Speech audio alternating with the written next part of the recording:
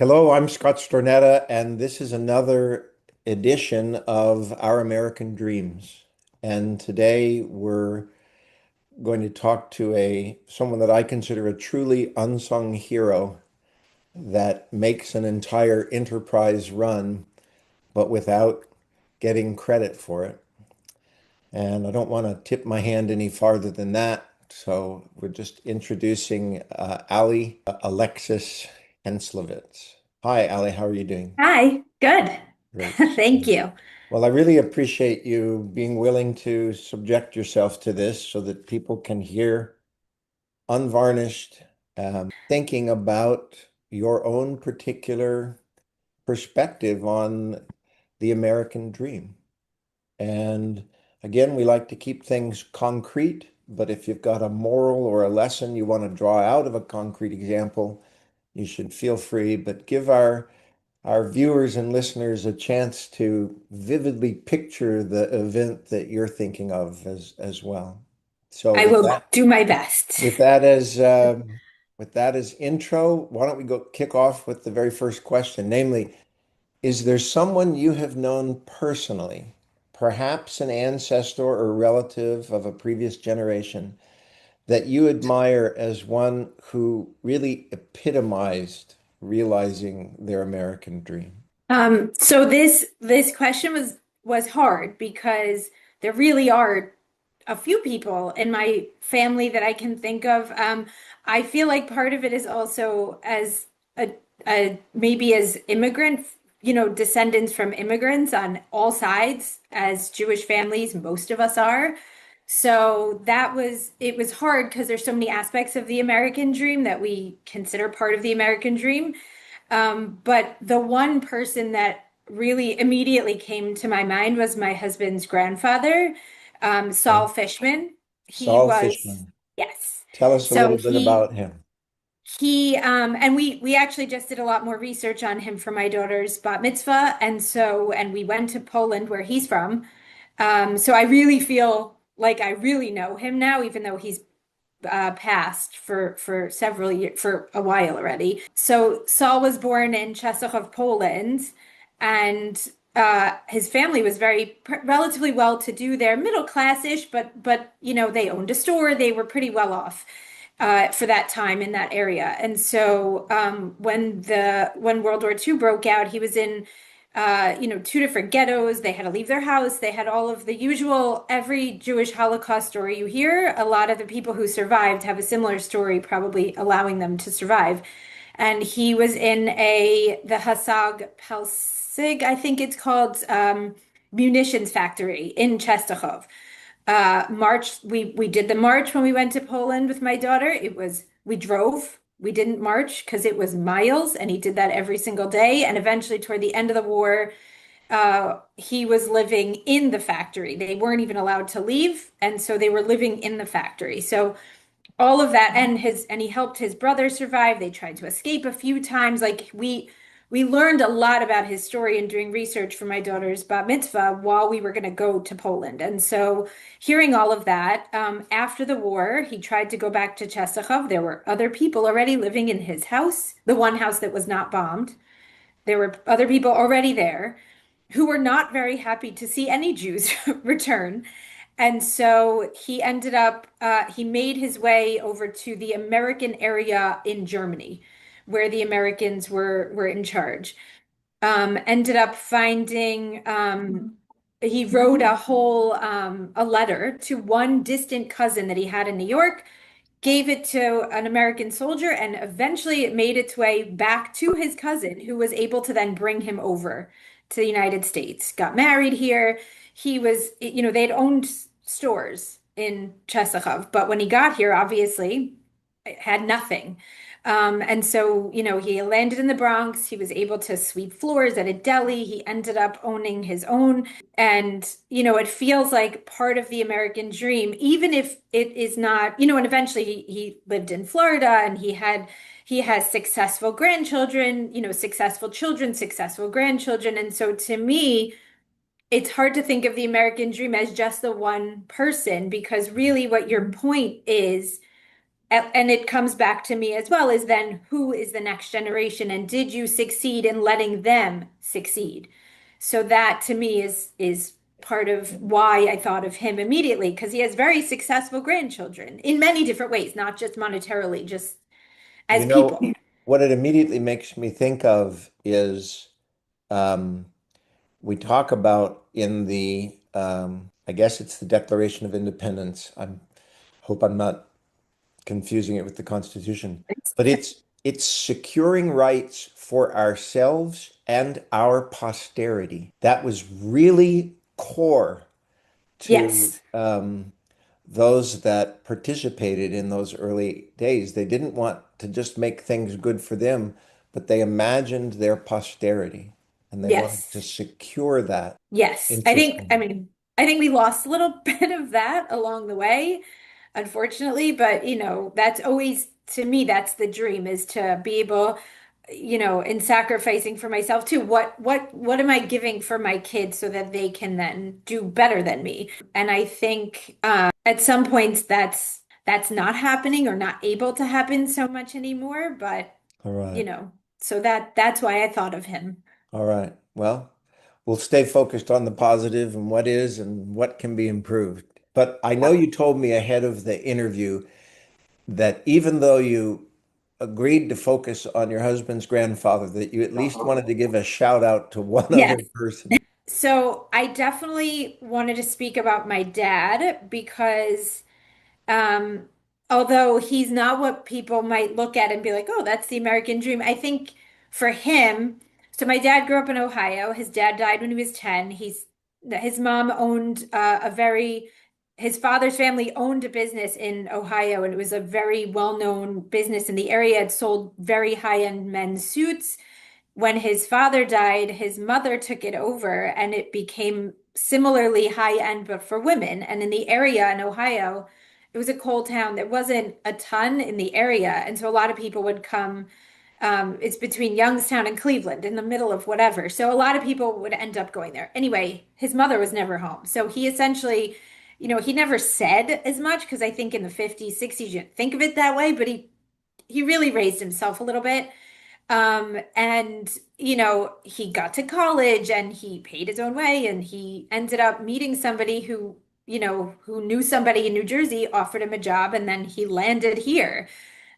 He worked on Wall Street. He owned his own company by the time he died. So, it was very small business, but it was still something I think in his head that he always wanted to do. So in the same way as my husband's grandfather was sort of able to get here and kind of remake his life, although I wouldn't say my dad remade his whole life, he was still able to then allow for success for his children. My sister and I both went to school. We're both, not that I don't love my job, we're both mildly successful in that. But in terms of our lives, we have more than our parents could have probably imagined for us. And so I think in that way, that's also another piece of having the American dream, just being able to see your kids be successful and happy. Well, and you raised another point, and I'm not trying to put words in your mouth, but it's sort of like, okay, maybe you didn't have ideal circumstances growing up.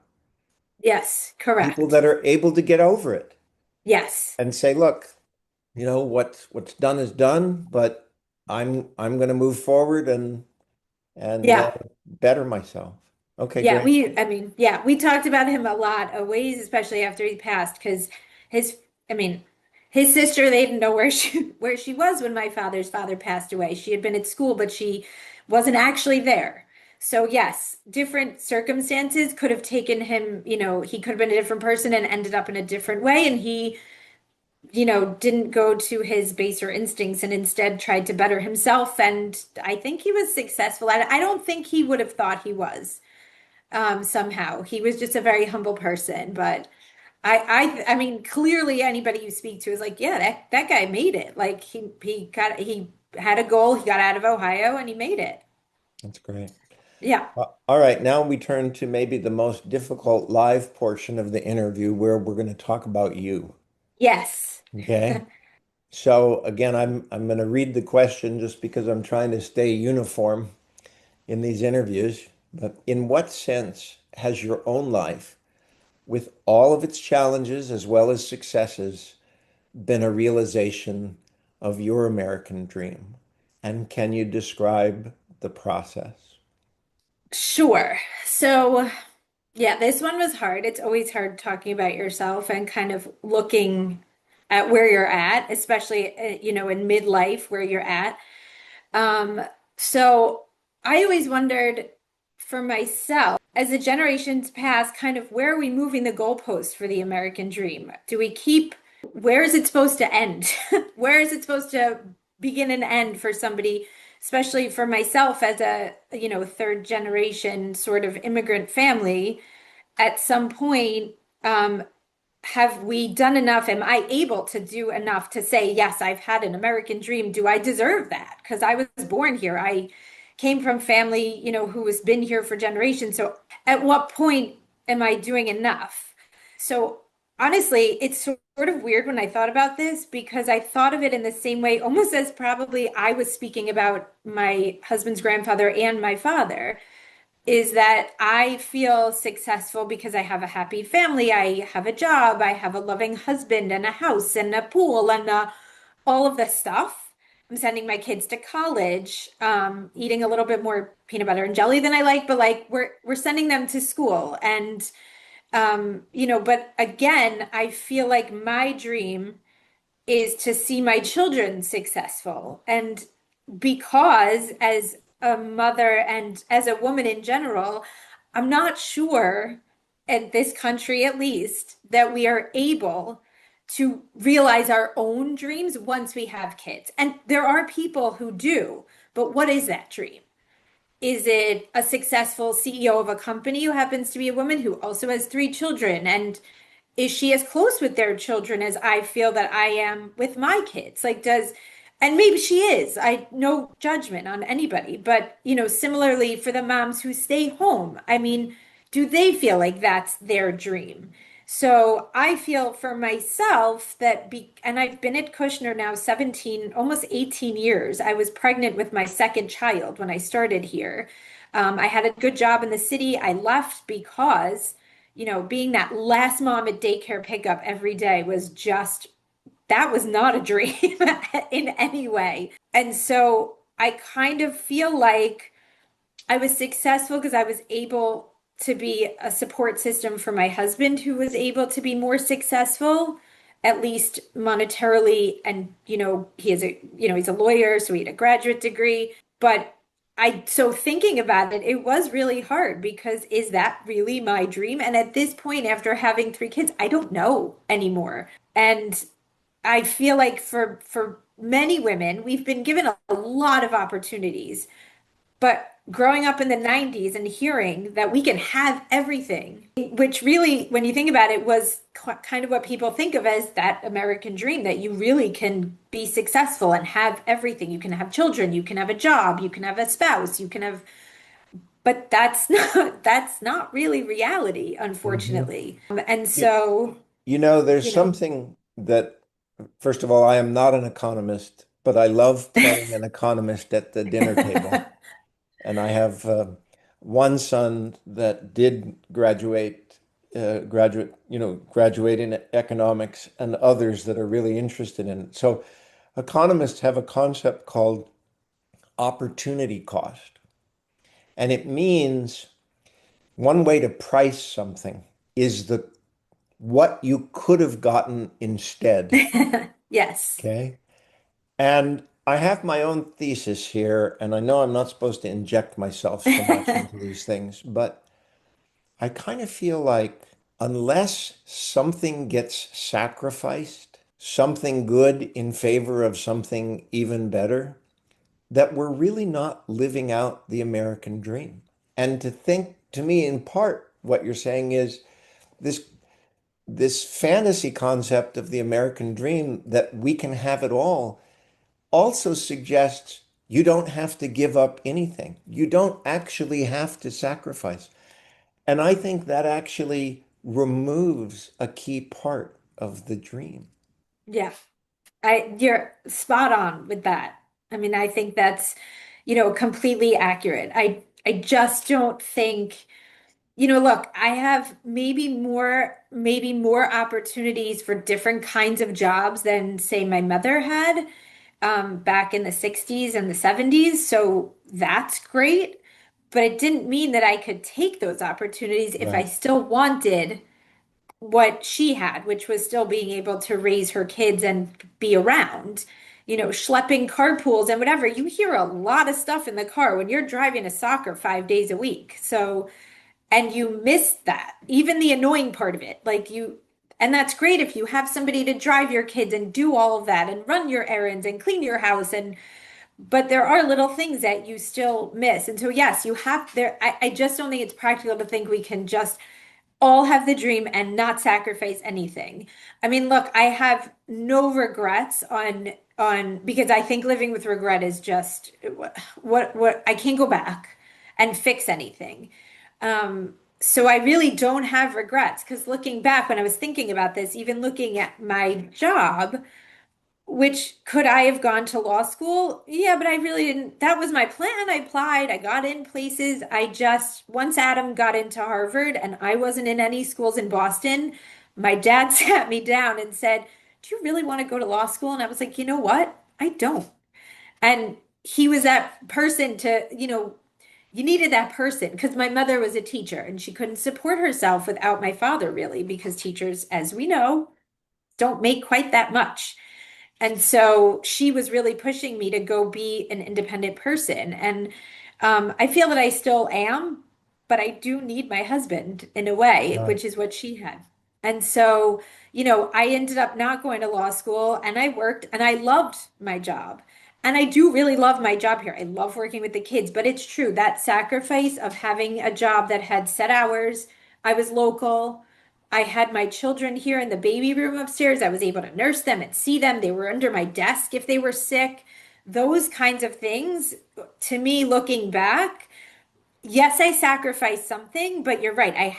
There was something else that I gained, not money, Right. but there was something else that I gained. So it's hard to think about the American dream as not being like a success story. But in some ways, having a parent who was local and around for you for kids, I think is also really important. Yeah. Well, I sometimes feel like chasing after the law degree or whatever is sort of like selling a birthright for a mess of pottage. You talk about another thing, and I won't stay on this too long because I don't want to make anyone feel uncomfortable, but you talk about having to be dependent, and there's Mhm. vulnerability in that. And yet, surely in his heart of hearts, even though he's a man, your husband must recognize that he also is dependent on you. Oh, for sure. I mean, I don't know if he'll say it because Exactly. look, my husband and I went to high school together. We were best friends since we were 14. We know each other pretty well.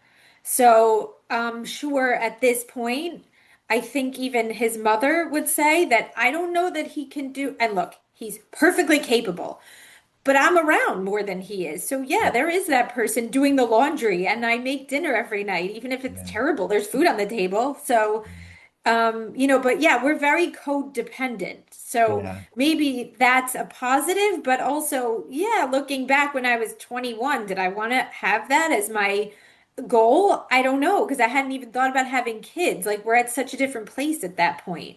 Yeah. But yeah, I think I hope I hope he realizes that. I know he does.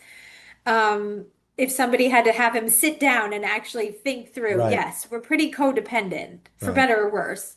Yeah, well, I think for better. All right, I'm going to turn to the next question, which is the Yes. so-called magic wand question. Namely, Yes. can you imagine one thing in American life that, were it to change, would allow more people to realize their own American dream? So thinking about this sounded crazy, but again, it's magic wand, but it's not a set one thing. It would be, for me, if we could erase all barriers to opportunity for everybody, no matter where you were born, what year, boy, girl, or otherwise, anything. If you could erase those barriers, and again, it's a magic wand thing because I have no idea how that would actually ever work. But I feel like everybody succeed means everybody succeeds. So if you have, let's say there's no barrier to getting healthcare because that keeps people back, or let's say policies like gerrymandering, even things like that, or things to hold, people in the ghetto or whatever you want to call it. Those economic barriers, if you can remove all those somehow, I think, you'd have more successful people, and more successful people is just better for everybody Right. in every way. Um, Okay. but I like that. Again, this is a one wish from a genie kind of question. So yeah, nothing wrong with that. Okay, this is the question that seems to take the most time for people before the interview. But I know you've had time to prepare, and so I'm going to read it to you. So, who is the most honest and wise living individual that you know personally? And can you tell us enough about how you reached that conclusion? I hope so.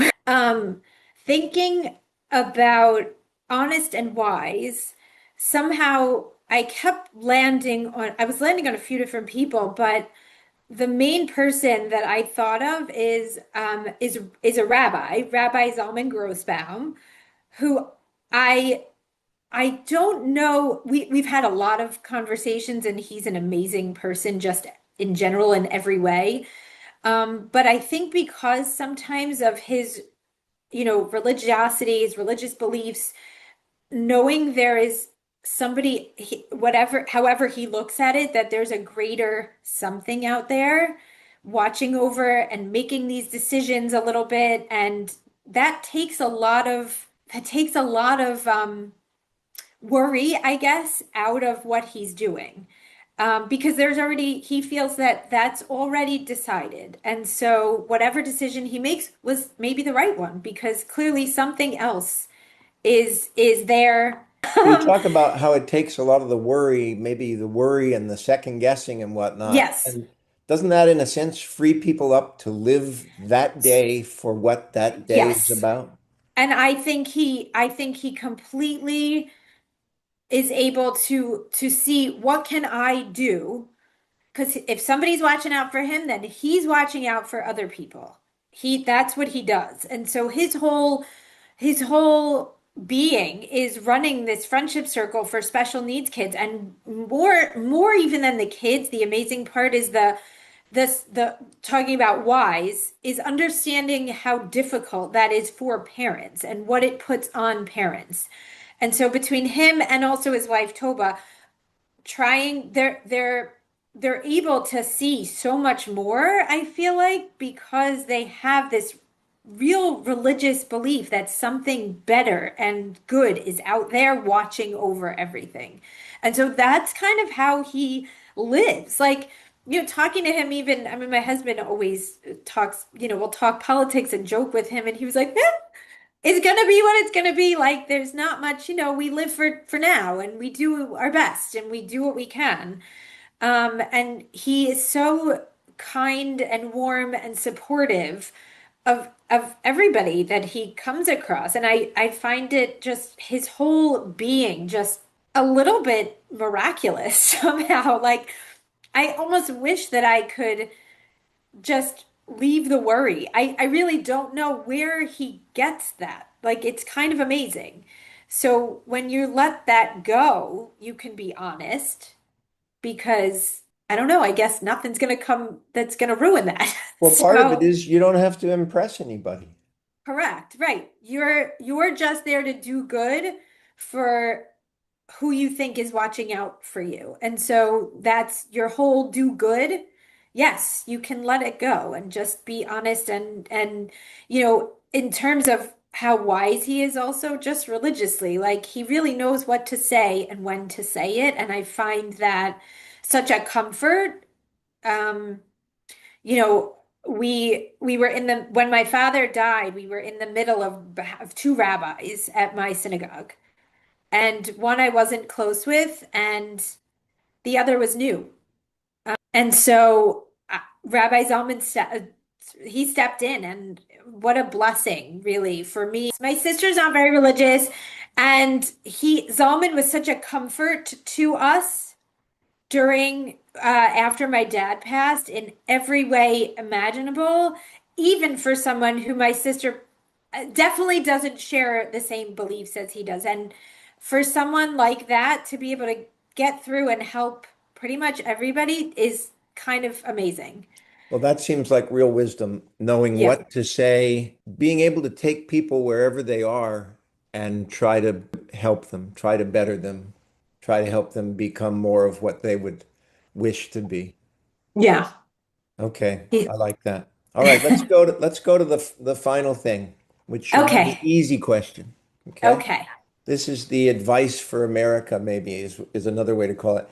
Any final thought you'd like to share with the American people? This is a really tough one. I really do I really do think that my magic wand question applies to advice.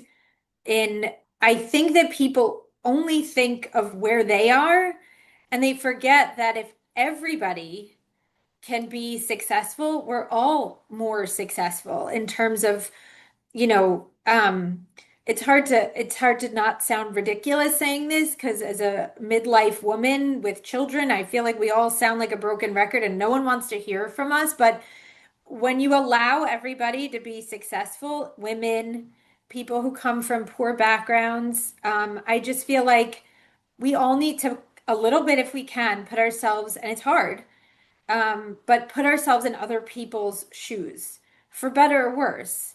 Um, and trying to help as many people along the way, I think will help us succeed and them. And I think the country's better for it. I feel like it is supposed to be a land of opportunity, and we just don't allow it so much anymore from policies that we've made over the last 100 years or longer.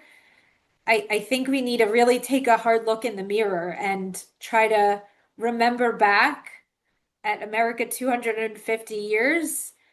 There were a lot of bumps in the road, and we always seem to come out better for it. This right now, while we're living it, feels very, very hard, and it feels like we're looking backwards a little too much. So think of where other people are at and try to move on and imagine yourself and take care of each other Okay. instead of, yeah. All right. So I think what we've just heard are some honest words that may be hard to hear, but remember, it's coming from one of the wise people in America. We're going to And wrap it up. thank you. We're going to Thank wrap it you. up there. Thank you so much for your time. I'm Scott Stornetta, and this has been another edition of our American Dreams.